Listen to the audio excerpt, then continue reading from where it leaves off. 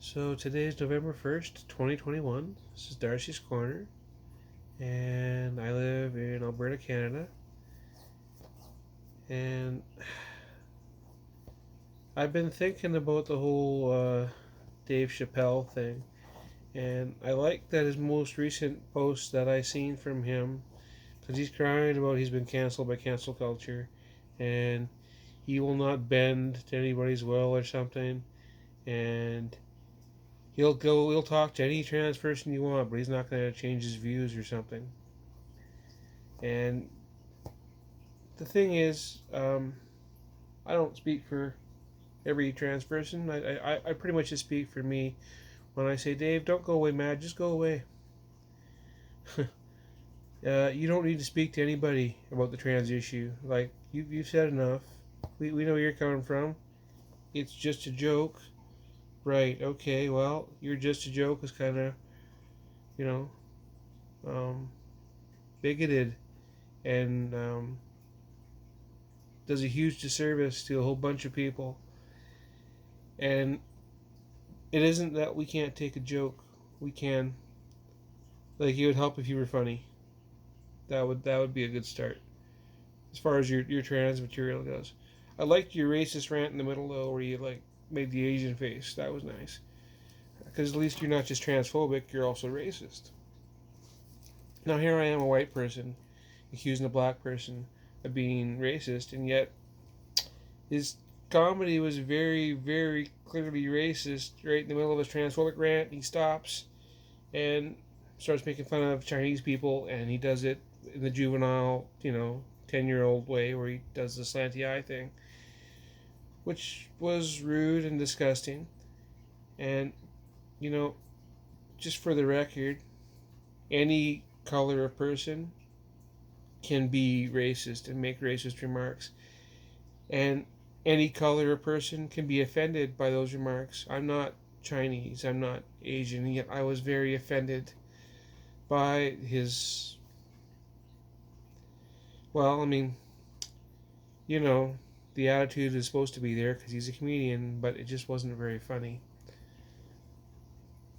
But I thought it was really interesting how a big portion of his comedy act about trans people centered around the bathroom issue and how sensitive we are with it. And how sensitive, in particular, the United States, where he lives, is about it. And, I mean,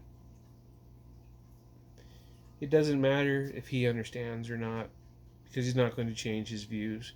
And I think that if he's going to make comments like that, he should be canceled. Absolutely. Um, you know, admittedly, I've always been a white person, but I've always really been educated, inspired, saddened by movies that center on racism or discrimination. And almost always they go back to the bathroom issue for a very good reason. Um, One of my favorite movies, Something the Lord Made. I love that movie. And they made a point of pointing out the bathroom issue there and that he wasn't even allowed to walk through the front door. I loved some of the other, the more recent classics. The Help was great, and Hidden Figures was great. And I know that a lot of the characters in that, particularly the white characters, are caricatures. They're not necessarily representing a real person. Um, they're just put there so that people like me will have somebody to gravitate towards, so we can see the world a little bit through their eyes, and we can kind of try to relate. But like one of my favorite scenes from Hidden Figures was the bathroom scene towards the end, where she just lays into her boss, and she says, I can't use the bathroom here, and it is affecting my work, and it is affecting my life." And it's a big dramatic speech. It was a big plot point in the movie where later on you see Kevin Costner going up to the whites only sign and just ripping it off with a crowbar. Again, that probably never happened, but that's meant to be the part that draws in Um, People with my complexion going, yeah, we're on his side of defending that person's right to have equal access to the bathroom and like be treated like a human being. That's kind of a universal thing. And I watched enough of the Dave Chappelle special. Like I watched clips on YouTube. I didn't watch the whole thing. But I watched the before part where he talks about the alphabet people and then he makes a bathroom joke in between. And then I watched the closing part where he essentially lays out the story of how a transgender woman was shamed to death because of one of his shows. I won't go into the details. He goes into them enough, and there's enough people talking about it. There's nothing funny about a trans person being shamed to death. There's nothing funny about having a person's life just completely altered in ways that they can't control by denying them access to a basic necessity like using the washroom. It affects so many careers, it affects so many lives, it destroys so many people.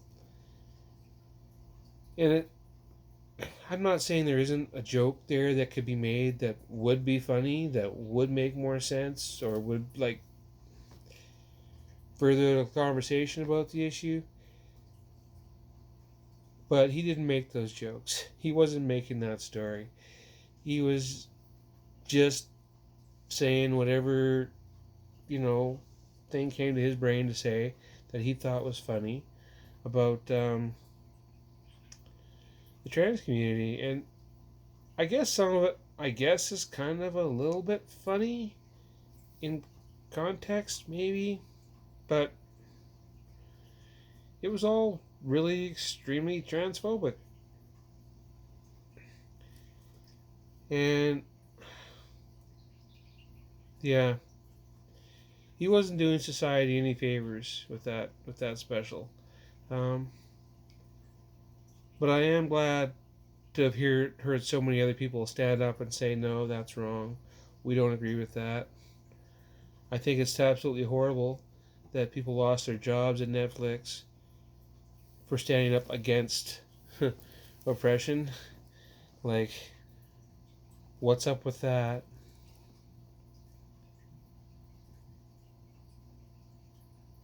Anyway, just because I've watched a few movies on people of color overcoming adversity doesn't mean I'm an expert on it. I'm not. But I am an expert on what it's like to be bullied your whole life for no particular reason. This trans thing is new for me. Being bullied is not. Being othered is not. And it just. Um, so, yeah. We don't need Dave to bend anybody. We don't need him to apologize to some group or talk to whoever he's got to talk to on the camera. No. I don't recommend you watch the special. You're not missing anything. I mean, yes, there are some, I guess, entertaining references to gay people and trans people and people of Asian descent. And if that's your thing, you'll probably like it. Uh, but it was highly offensive and very insensitive to the struggles that regular people face all the time. This video is getting a little long, but I'm just gonna add one little caveat that I meant to put at the beginning of this. Every year, I mean every year, it's posted all the time on Reddit and Twitter and stuff. We'll find about somebody who went into a bathroom and someone else saw that and decided that that person was in the wrong bathroom, and maybe somebody in the bathroom accused them of something, maybe not. Maybe there's just a rumor that they did something wrong. And then that same day, that person ends up dead in an alley somewhere or in a river or whatever. Like, it's brutal what happens to trans people all the time. You know, yeah, I have a better take on this.